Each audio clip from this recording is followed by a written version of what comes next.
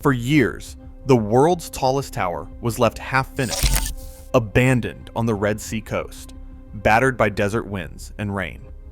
Now, in a stunning reversal, construction has just resumed, defying skeptics and putting billions back on the line.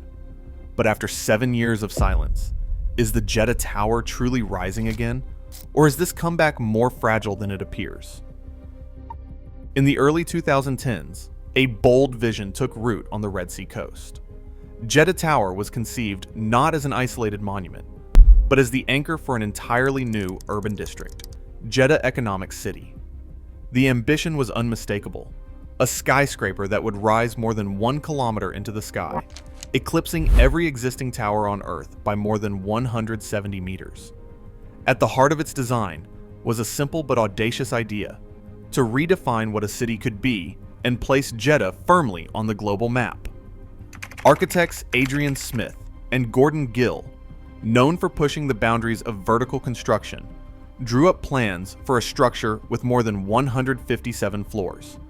This was not just a building, but a vertical city, an intricate mix of luxury residences, offices, a 5-star hotel, and observation decks promising views that stretch from the Red Sea to the horizon. The tower's form, 3 slender wings spiraling upward from a central core, was engineered as much for beauty as for function. Every detail was meant to capture international attention and signal a new era for Saudi Arabia's second city. Developers and city planners imagined the tower as the catalyst for a 57 million square foot district, a place where global business, tourism, and innovation would converge. Billions of dollars were committed, and the project was woven into the fabric of Saudi Vision 2030, the country's sweeping plan for economic transformation. In its earliest days, Jeddah Tower was more than a construction project.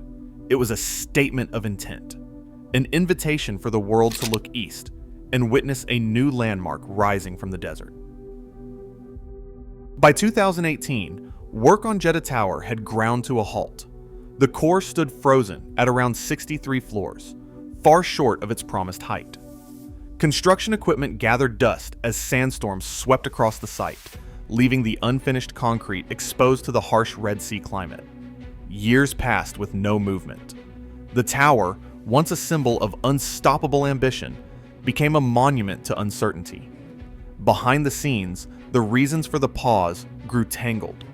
Financial troubles hit the main contractor, Saudi Bin Laden Group, after the 2015 Mecca crane collapse, and a wave of political upheaval swept through the kingdom. Disputes over payments and shifting alliances left the project in limbo. Investments dried up, and the vision of a new urban district faded into the background. The dormant structure faced more than just financial risk. Without the protection of ongoing construction, the exposed steel and concrete endured relentless cycles of heat, humidity, and salt-laden air.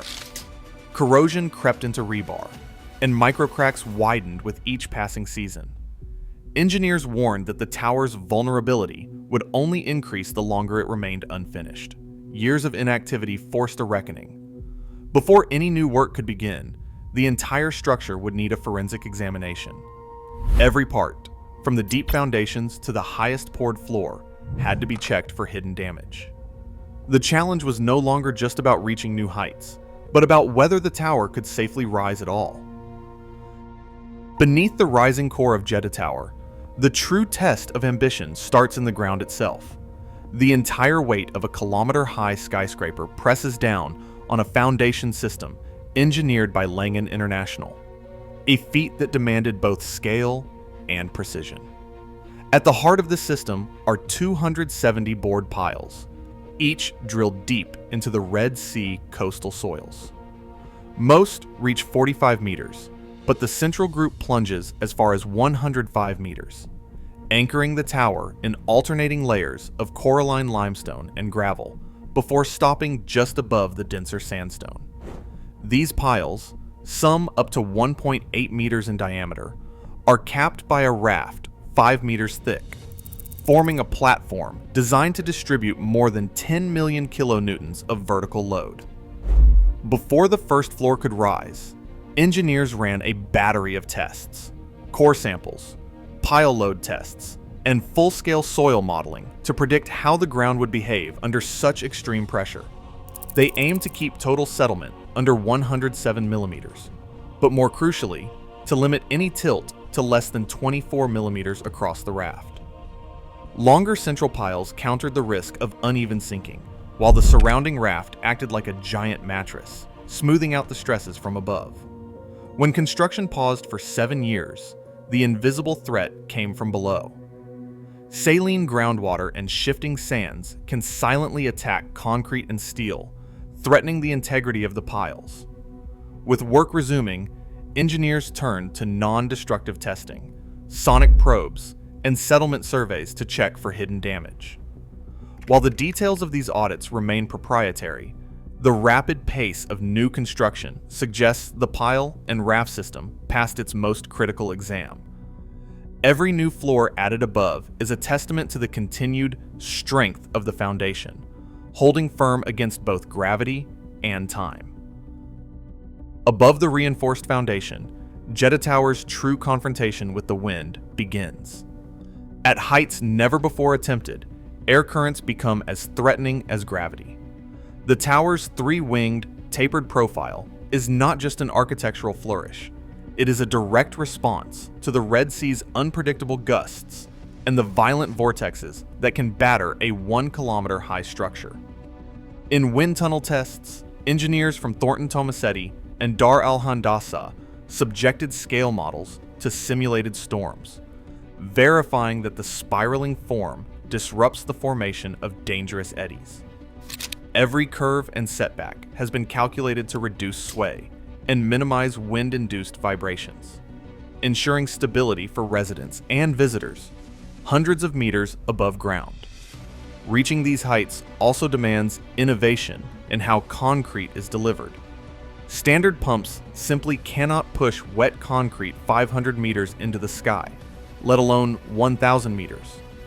To solve this, the team relies on advanced pumpcrete technology, high-pressure systems that can send specially formulated mixes up temporary pipelines, keeping the flow steady and the material workable, even as temperatures and wind speeds fluctuate at altitude. This approach, proven in the latest construction phases, allows for the rapid pace of floor additions seen since 2025. But building taller is not just a matter of physics. As construction resumes, every new segment must comply with the 2024 Saudi building codes. These updated regulations demand greater resilience against fire, stricter evacuation protocols, and higher sustainability benchmarks than those in place a decade ago. Engineers pore over revised wind load criteria and energy standards, making real-time adjustments to the tower's upper structure. The result is a hybrid of old ambition and modern safety, where technical daring is matched by regulatory discipline. Jeddah Tower's climb continues, not just upward, but forward, adapting to the shifting demands of engineering and oversight. Turner Construction took over management of the Jeddah Tower site in March 2025, bringing a new level of coordination and discipline to a project once mired in delay. Since then, the pace has been relentless. By January 2026, crews have pushed the structure past the 80th floor, with the core and wings advancing at a rate of 1 new floor every 3 to 4 days. The site now operates around the clock, with concrete pours, formwork, and inspections unfolding in a tightly choreographed sequence. Turner's oversight is credited with keeping this momentum steady, even as the build enters its most complex stages. The next milestone, reaching the 100th floor, is projected for February 2026. For the first time in years, the tower's progress is measured not in promises, but in visible, tangible gains. Each new floor added is a public confirmation that construction is truly back on track. Billions of dollars have already been poured into Jeddah Tower, yet the project still faces a funding gap that could reach another $8 to $10 billion before completion. Investors and policymakers now weigh every real against a market that has changed since the tower's conception. Around the world, the value of building ever taller skyscrapers is under new scrutiny.